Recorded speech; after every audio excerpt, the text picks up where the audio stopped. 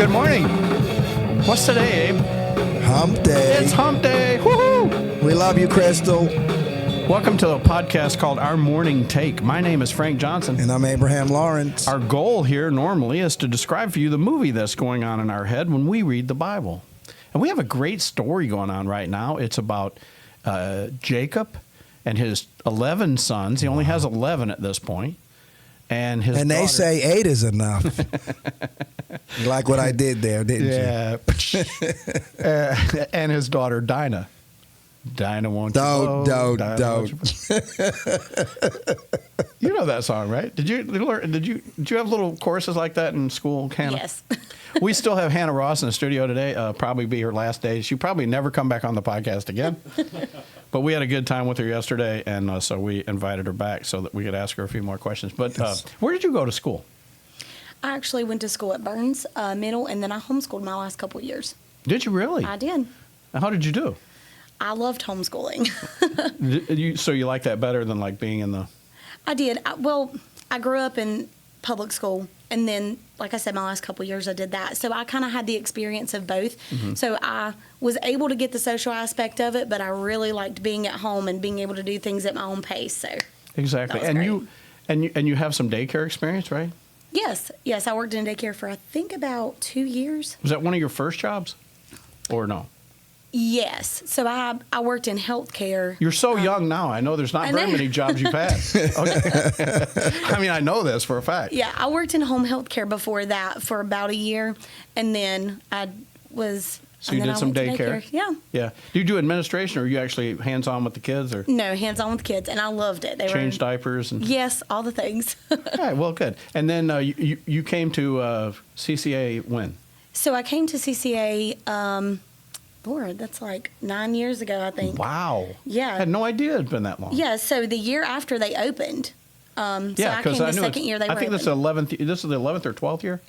11th year, I think, right? 10th. This is the 10th year. Oh, it is? Mm-hmm. Oh, okay. All right. So I came in the second year that they opened, and I started out as a sub, and they realized that I could teach chorus. Of course. So of course. then And you've taught just about everything, right? You've taught little guys.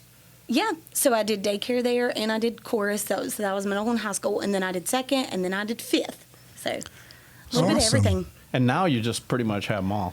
Yeah. So tell me a little bit about your music experience. Like, how did you get involved with music? Like, where did your love for music stem from?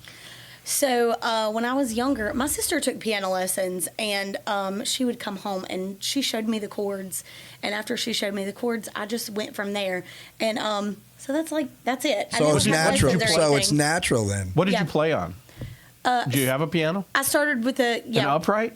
Yes, I started with keyboard, and then I had an upright piano after that. So, and I used to get my parents up at 2:00 in the morning, and they would get up and be like, "What are you doing on that piano?" I was like, "I just want to play." See, this is what I'm talking about. This is someone who loves music. Because I was the same way. I couldn't get enough of it. You were raised in a Christian home, I take it? Yes. So you went to church all the time? Oh yeah. Now, when did you start playing in church? You were young. Maybe 15, 16. I was going to say, yeah. Something like that, yeah. Yeah, because that's about me, too. But you started, that's about when you started, wasn't it? Yeah. 14? So what was the very first song that you played in church? Can you remember it?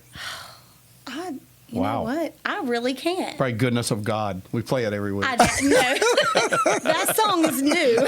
I know it is. That was good. I like what you did there. I do love Goodness of God. That's my favorite. Every time Hannah and I get together, we play Goodness of God. That's a good song. She knows I know it. I know she knows it. I tell you one thing that I've always loved playing with people that just throw out songs that I've never heard in my life. Yeah. I enjoy that so And we're much. going to do that to you. Probably a little trust bit of groundwork. I know. And I look forward to it. I know you do. I'm definitely one of those people. I was raised in a Pentecostal church. Really? Yeah, so we have all those old songs that everybody knows, but you can't look up online because nobody knows them really. They just know them from when they've heard them. Listen, we just did Break Every Chain.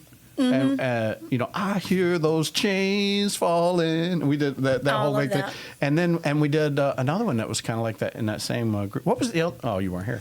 I forgot. Logan didn't make it Sunday. No. I just threw him under the bus. Well, listen. So, what do you do in your spare time then? Does school literally take up everything? Yeah, it really does. I know it sounds crazy, but Lord, sometimes we don't get home till like 10 o'clock at night. We work late, and especially on the nights when we have meetings at the church or whatever, we don't get home till very late. And then we get up and we try to be at work by 9. And sometimes it doesn't happen because we didn't get in till super late the night before. I understand. And especially when school starts, sometimes we don't get in till 12 or 1 if we have to travel. So it really does consume your whole life. Yes. I will say this. The students, I think, really responded well to Pastor Ross showing up at 7:30. Yeah. You know, when he came in those couple of weeks and was just checking uniforms and just checking the status of the school, it meant a lot to us as teachers too. Yes. Because we knew that he was proactive in trying to make all of this work. And it's so difficult to make that happen every day. I get it. Only because our schedule is so crazy. Yeah. So going home at 1 o'clock in the morning, it's almost impossible to be there at 7 the next morning. Yeah. So I hope if you're a student or you're a parent and you're listening to the podcast this morning, you do cut them some slack. I mean, you all literally do work at that. And not only the 9 months that school's in session, this entire summer you guys have been up there. Still getting home at 10 o'clock at night. I mean, you've had a couple of weeks that you've actually vacationed. Yeah. Anything special you did over the summer?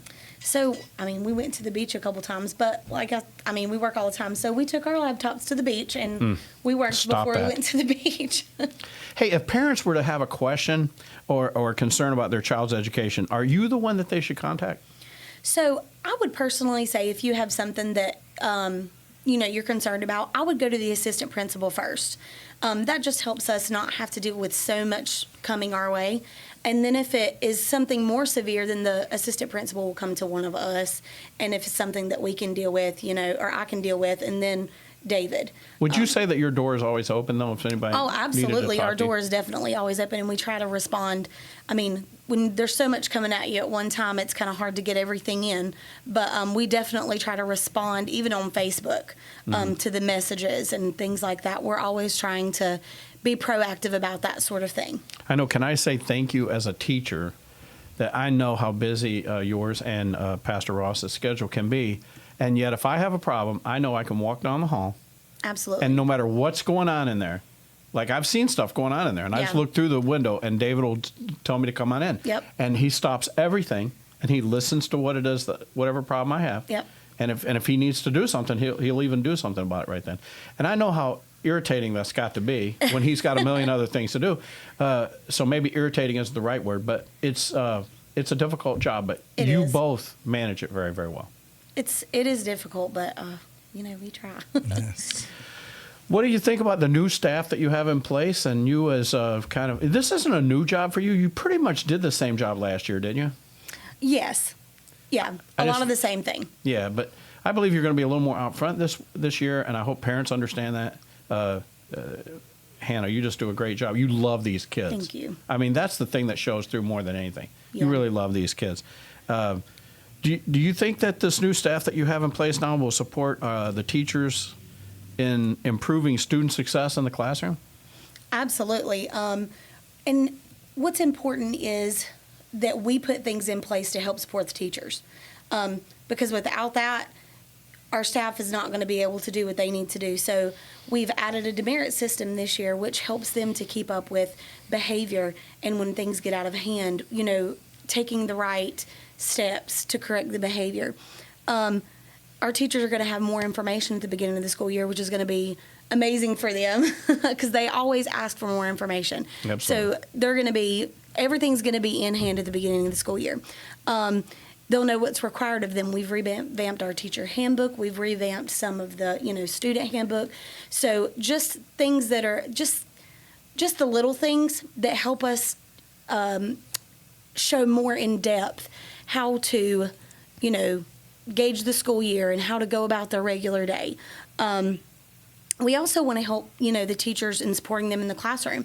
We want to help them with teaching aids and You've done that quite a bit this year. Yes, but I definitely want to do that a lot more this year. I did it some last year, but like I said, we're so busy. Sometimes it's hard to get in there and get your hands dirty with all kinds of stuff. So I definitely want to integrate more of the classroom, the teaching aids, and just helping them learn how to manage their classrooms better and just do their lesson plans and things like that. Just going in and helping with all that kind of stuff. That's important to me. All right. We're going to have a great time at CCA this year. You're welcome to come back anytime. I'd like to have you on at least maybe once a quarter or so. Yeah. Kind of keep track of what's going on. Basketball and volleyball and everything else going on right now. Support CCA and give them a call if you need anything from us.